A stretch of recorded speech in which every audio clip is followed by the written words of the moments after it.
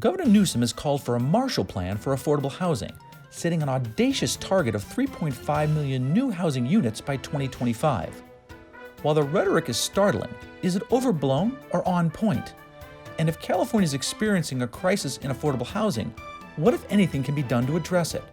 We'll ask Matt Levine with CALmatters, Dan Dunmoyer with the California Building Industry Association, and we'll get political analysis from Dan Walters of CALmatters and John Myers of the LA Times. BNSF Railway, moving our economy for 160 years. BNSF, the engine that connects us. Additional funding for the Maddy Report made possible by a grant from The Wonderful Company, harvesting health and happiness around the world. From the California Channel at the State Capitol and the Maddy Institute, it's the Maddy Report with Executive Director of the Maddy Institute, Mark Keppler. Welcome.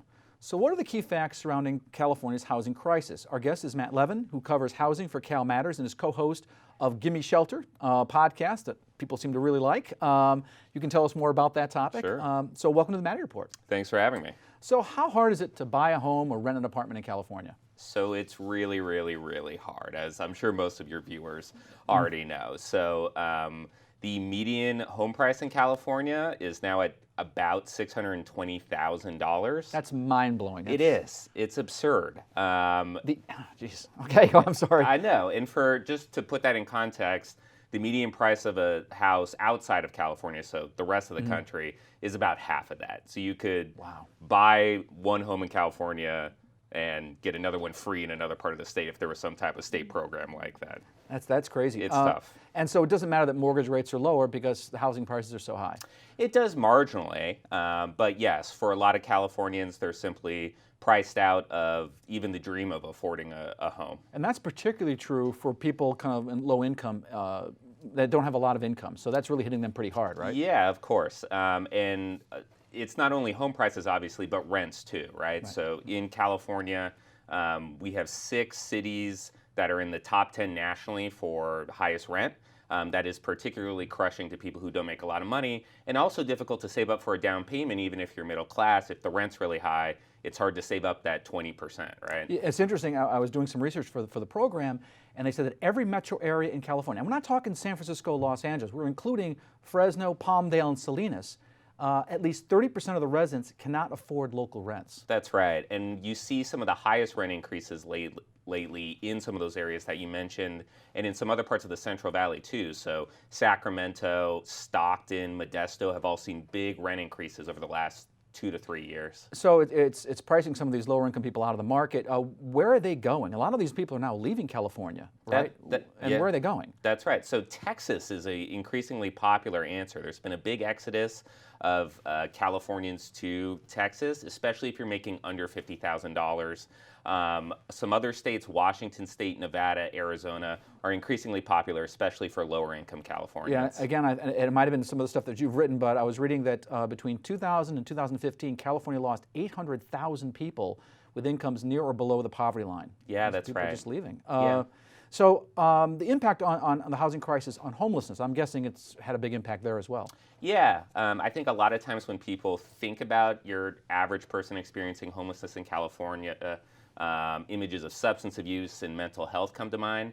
But increasingly there's been somewhat of a shift where it's simply the fact that rents have escalated so much. There's kind of a new population of the homeless here who just can't afford a place to live. Yeah, it's interesting. I think also from I do a lot of reading. You've done great work in this area, and I think I read, you'll correct me if I'm wrong, that the vast majority of states saw a dip in homelessness, but not California. California actually went up. Yeah, we're heading in a different direction. Yeah. And the real numbers statewide will come out next year probably, but we've seen double-digit percentage increases in pretty much every major metro in the state, up 40% in Alameda County, where Oakland is, up 20%, I think that's right, in LA County. So pretty much up and down. We're seeing more and more people living on the streets. So what about young people? The millennials, 18 to 34 age group, are they being able to rent or buy homes? No, we're screwed. So my favorite stat describing the plight of millennials in California, about 37% of 18 to 34-year-olds still live with their parents here. Wow. So almost 2 out of every 5. That's driven by a lot of factors. The high cost of education, higher education is one of them, but it is primarily driven by how insanely expensive it is to live independently now. You know, you do hear a lot of kids, millennials living with their parents. They just can't afford to live on their own at this point. No. What about the impact that housing is having on the state's economy and on the state's businesses in terms of being able to attract employees? It is particularly problematic for companies that are trying to retain middle management. So, employees who are in their early 30s, early 40s, maybe want to start a family, maybe want to buy a bigger house. In places like the Bay Area and LA, no matter kind of what you make, as long as it's not too astronomical, you're going to have a tough time doing that, as opposed to, hey, that company in Texas just opened up. You can come here, we'll pay you maybe a little less than what you make in California, but look at what you can buy here. Right. So the more I read, it seems like California's housing crisis isn't going away anytime soon. Particularly for low and middle-income Californians. That's right. It's just going to keep getting worse. Yes, not to depress your viewers too much. Certainly there are things the state and local governments are trying to do to, put a pause button on this, or at least keep it from becoming way, way worse. But yeah, there's no silver bullet solution to this that's going to make things better overnight. Okay, so what are the culprits behind California's worsening housing crisis? That conversation in a moment. This is the Maddy Report. Welcome back. I'm Mark Keppler with the Maddy Institute. We're talking with Matt Levine, who covers housing for CALmatters and is co-host of the Gimme Shelter podcast. So one of the reasons for the short supply of housing is the short supply of construction workers. How bad is it, and where have all the workers gone? So it's a fundamental mystery with California housing. So in the aftermath of the Great Recession, a bunch of construction workers left the workforce because there was not much appetite for new housing. Fast forward about a decade later, there's a huge appetite for new housing, but the workers are gone. So there's a shortage. You have firms flying in labor from the Northwest. Wow. And staying in hotels in the Bay Area. It's that baby boomer generation of construction workers aging out, and millennials are not in there replacing them. And this is for skilled construction, like electricians, plumbers, that type of thing. And there's good money in those jobs. It is. It's very good money, and often union jobs most of the time. So the cost of land is another issue, and you got to prep the land. That not only increases the cost, but you've said it also influences what gets built. Exactly. So this is pretty intuitive, but the more expensive the land, the more likely you're going to see a luxury condo on that land, because it's so expensive to buy it, acquire it, build it. When you actually put it out to market, you're going to want to recoup all of that investment. You know what you don't see? You don't see one-story buildings, because they got to go up and give you more square feet so they can charge more for the house, right? Yes. If they're allowed to build tall, they're going to build tall. Yeah, and the yards are small. They put all house, and it's straight up. Yeah, especially in urban centers. Yeah. Seeing more of that. It's interesting. When I first moved to the Valley, I was just struck by how many one-story homes there were. I think even that's changing even in the Valley. Yeah. Land use is historically a local decision. That means you find a lot of red tape and high developer fees and NIMBYism going on. What your reporting has found, what has your reporting found is the most problematic when it comes to building new housing, when it comes to local issues and local decision making? Sure. So a few things come to mind. So simply the timeline involved in getting a project initially approved to actually being allowed to build it is typically longer in California, depending on where you're building, but is typically longer in California than in other states. It's a little more uncertain. I know I sound like I'm parroting developer talking points here, but even left of center housing experts will agree with this. Mm-hmm. So that all that protracted timeline does is make it a little more expensive to build. Also, the California Environmental Quality Act, while it has many merits. Known as CEQA. Mm-hmm. Part of the reason why certain parts of the state are still pristine as they are, it often will get abused to slow down housing. Good example of that is in San Francisco. Some neighbors are suing to stop navigation centers, which are basically homeless shelters, and they're using the California Environmental Quality Act as their legal window to stop it. Yeah, and you've seen a lot, and that's what people think that CEQA is being abused. It's being used for things it wasn't intended for. That's what the opponents would argue. Yes. Yeah. So what about state policies? We talked about local policy. What about state policies? Things like Proposition 13 in 1978, or the elimination of redevelopment agencies in 2011. So Prop 13 is an interesting one. I think this is one of the unintended consequences of it. Is Prop 13 changed kind of the fiscal calculus, which is an incredibly boring term, but the financial incentives of a city to approve new housing. So if I'm a city and I got an open lot, and I'm choosing between a Target or I'm choosing between an apartment complex, with the Target, I know I'm going to not only get sales, well, I know I'm going to get property taxes, but also sales taxes, right? That's coming into my city coffers. With the apartment building, because the property taxes are capped by Prop 13 for a long time, I'm not going to get as much revenue from it. And even more problematic, I got to build schools, I got to build parks for all those people who are moving in. Yeah, they talk about, I'll give you a boring phrase, the fiscalization of land use. Right, yeah, exactly. You can there harmonize you go. it. Right, and it seems to me like that really makes sense, but the LAO came out with a report saying, well, you know, probably not. I don't know. I think a lot of cities are, I've heard that cities, if there's an opportunity to build a car lot, because of all the revenue generated, answer is yes.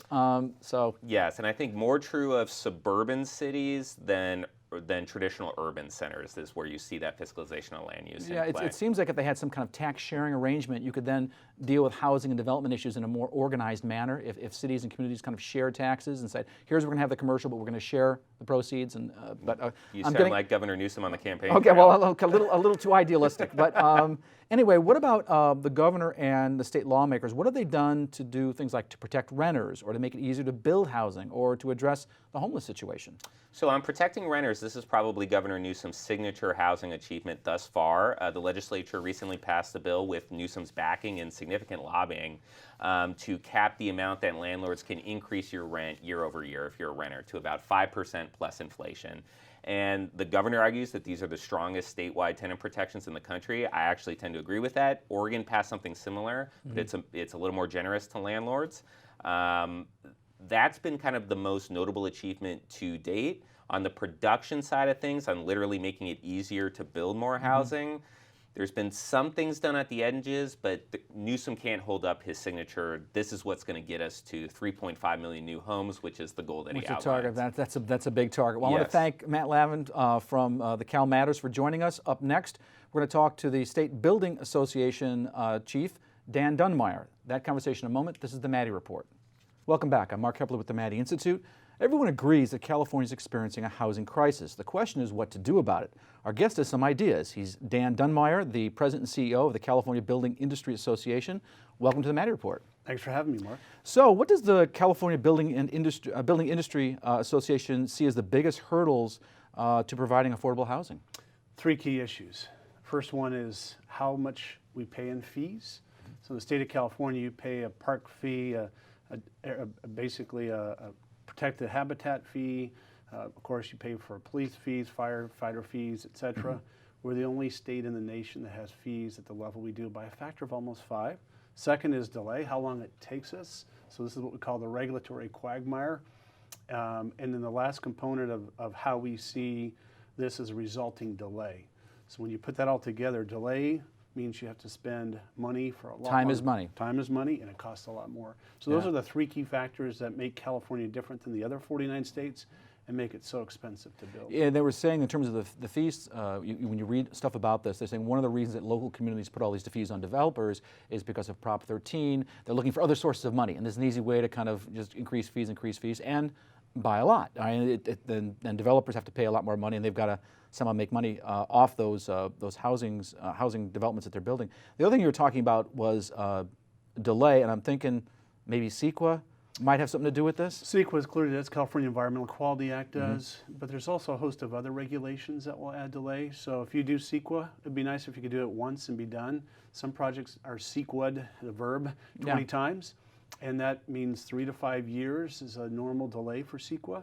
And anybody can bring an environmental quality lawsuit, somebody who lives in Arizona, somebody who's not an environmentalist. And one of the arguments is sometimes it's used not necessarily for environmental purposes, it's used to kind of put leverage in negotiations, and for whatever. Governor Newsom and Governor Brown have said publicly it is a leverage piece for labor to push for higher wage rates. Yeah, Governor Brown, I think one of them, Governor Brown or Governor Newsom, said it's also kind of like, the Bible. It's kind of an important law, so that has been difficult to change. It has. The state role in housing decisions. What gets built and where it gets built, the state wants to play a larger role. Should they be making those decisions, or should those decisions be made at the local level? Well, the best approach is still at the local level, but some communities have made it illegal to build homes. They literally pass referenda that say you cannot add housing to this community. When that happens, then the state does have to step in and say, we won't tell you where or how, but we will tell you how much. You need to build 500 homes in the next 5 years. You determine where in your community that works best, but it's still local is best, but some locals basically say no growth, never, and that's where the state has to at least come in and set a goal for the local area. Yeah, and the governor is talking about if we do what he has laid out, we're talking about 500,000 new homes a year, and we're building, less than 100,000 new homes. Correct. So we're way short of that mark. Our average for last decade, you're correct, is 75 to 80,000 a year. This past year, we did about 115,000. I haven't hit 100,000, I should say. We haven't hit 100,000. Well, we have. Last year, we hit 115, but this Okay. year, we're going to go down probably to 105, 110. All right. And we're not going to hit the numbers that the governor's pushing until we change that calculus. You said, you've written that, quote, in his final month in office, Governor Brown dumped too costly and cumbersome regulations on the home building industry, vehicle miles traveled, and waters of the state. Although well-intentioned, both regulations would add enormous cost and complexity to the home building process. Why? So vehicle miles traveled regulations that Governor Brown implemented basically say if you don't build in the urban core, we're going to tax each home about $75,000 a home. So that means somebody in San Bernardino or Riverside who commutes into Orange County is going to pay a tax because they're forced to commute based on their job situation, but the state doesn't want them to commute. They want them somehow to get there on some sort of public transit that doesn't exist. That's vehicle miles traveled. Waters of the State redrafts all the regulations on what is defined as a wetland and a waterland and creates a whole new set of rules that have yet to be litigated. That will take years and cost hundreds of millions. Well, it's a small issue, the water issue in California, right? Okay, we've only got about 15 seconds or so left in the segment, but I want to get quickly from you, what would you like to see policymakers do to improve housing in California? It's a housing crisis, so when you have a crisis, you act. And so a lot of legislators are saying, hey, this will take time. We got people living on the streets and people who can't afford to buy a home. Things need to change now, so it's time to act now. Okay, so do something. Do something now. I want to thank our guest, Dan Dunmoyer with the CBIA, for joining us. Up next, what are the politics behind the state housing policies? We'll talk to Dan Walters and John Myers next. This is the Maddy Report. Welcome back. I'm Mark Keppler with the Maddy Institute. So what about the politics of housing? We're talking with John Myers of the LA Times and Dan Walters of CALmatters. So Dan, you referred to the governor and legislature's action on housing as, quote unquote, just a half a loaf, unquote. Or maybe less than a half a loaf, the truth be out. Yes, they did a rent control bill, a kind of a semi-rent control bill, but very little was done to actually spur the construction of new housing, even though the governor had promised during his campaign that he was going to build 3.5 million units of housing by 2025, which had been 500,000 a year. We're building only maybe 100,000 a year now. He'd be lucky to have 500,000 in by 2025. Obviously, but that's the pace he has to do. He has to do half a million a year, which is and he's under 100,000. He's 20% of the target. 2.5 times as much as we've ever built. So it was kind of off the wall to begin with. But nevertheless, the legislative session did not do anything that will truly break the logjam on housing and get the kind of multi-billion-dollar investment in housing that's needed to catch up, even at 200,000 a year, which is a more realistic sort of number. So John, half a loaf? I see that because I think Dan's exactly right. When you look at actual supply of housing, we didn't put anything really substantive in that. I mean, we've got bills to say you can build a casita, right, a granny flat in your backyard, but that's not really bringing the housing issue down. The rent issue is interesting, though. I do want to just highlight it just for a moment. I mean, this bill, the governor, supported and said he would sign into law. It imposes new limits on the growth of rent in parts of California that don't have them. It doesn't supersede things like in Los Angeles and San Francisco. It adds with those. I think it's twofold. One, it's interesting to see whether it'll change actually the dynamic of how much people are paying in rent. And the second one is it has a political element on it. Will it possibly stop the effort for another full-scale rent control ballot measure in 2020? The backers of that say, no, it's not. But I think that's part of what was going on. Yeah, I think part of the negotiations is to tell the Democratic legislators, hey, don't get on board with that proposition. Yeah, this might work. So Dan, let me ask you about this. What are your thoughts about some of the major housing bills that failed, like SB 50 that talked about transit-oriented development? Opponents argued that was coming at the expense of local control. Yeah, and that's why it died. The local communities don't like losing their control over land use. It's one of the most important powers that they have. It's also very important to residents of communities to be able to control the development in their own neighborhoods. In fact, there's a candidate for running for mayor of San Diego now on the basis of save our neighborhoods, keep the Sacramento politicians from forcing us to take high density, low-cost housing in your neighborhoods if you don't want it. Right. And so it's a very powerful thing. There's palpable opposition, particularly in some of the more affluent neighborhoods and affluent cities. And the bill just died without fingerprints. It just didn't go anywhere. It just died. And because it seemed to have some momentum for a while. It had momentum, and the governor was kind of saying, yeah, we need something like that. But he didn't lift a finger to do anything about it. He didn't back it, which I think was a huge issue for it. And at the end of the day, I mean, these were lawmakers that were concerned about it from the suburbs. I mean, this really was a victory of the suburbs across California against some of the more urban areas that wanted those suburbs to have to build more housing inside their areas. But is this just an ongoing part of the ongoing battle between the state and local governments about housing decisions? I think it's a battle, the ongoing battle between state and local governments over all kinds of things. But I mean, what's interesting is that when you look at some of the top line polling, we did a poll, Los Angeles Times, UC Berkeley poll, where we asked, do you want locals or state to have more power here? There was a strong notion that the state should have more control, but when you get into the details, to Dan's point about what it means in neighborhoods, what it looks like in those communities, the not in my backyard mentality, that's where it gets to be really tough. Yeah, that's for sure. That the NIMBY thing is pretty important. So John, let me ask you this. Housing crisis isn't going away. Indeed, it's probably only going to get worse over time. I mean, citing Dan's statistics. You're optimistic, I see. Yeah, right. Realistic, I would argue. Right. The political pressures are going to intensify. So what housing ideas do you see coming back, either as a bill next year or as a proposition on the November 2020 ballot? Ballot's hard to know. I mean, we're kind of getting short on time for people to actually get a ballot measure submitted to get it in the 2020 cycle, given the deadlines there. I mean, I wouldn't be surprised to see SB 50, this issue again about what is built in suburbs and trying to increase density in some areas and spread this out, and also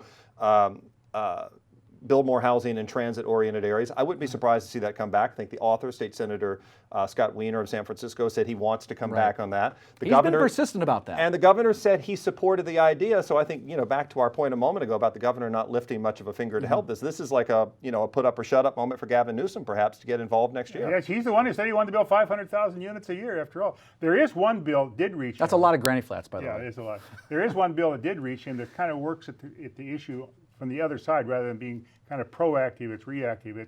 It's aimed at preventing local communities from using extraordinary methods to stop housing projects. Right. I mean, it's not a proactive bill, it's a kind of a reactive bill.